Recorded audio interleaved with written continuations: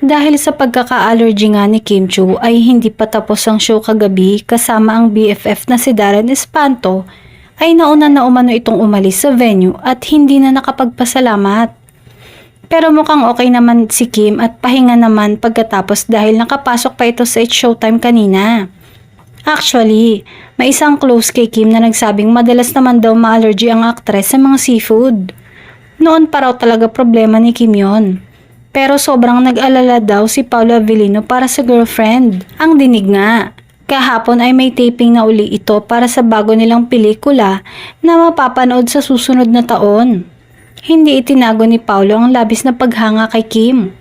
Dahil sa dedikasyon sa trabaho, daig pa ni Kim ang producer dahil sa sobrang focus sa trabaho. Napansin din ng aktor ang pagiging versatile ni Kim sa husay sa pagganap sa iba't ibang role. Sobrang versatile niya na artista. Nakita ko yung mga project na ginawa niya noon. Parang pinipili niya. Iba-iba palagi. So this time, iba na naman yung makikita nyo na kaya niyang i-offer and hindi ko na masyadong ikukwento. Pero hayaan nyong mapanood yung performance na ginawa niya. Ginawa namin. Dagdag ni Paolo.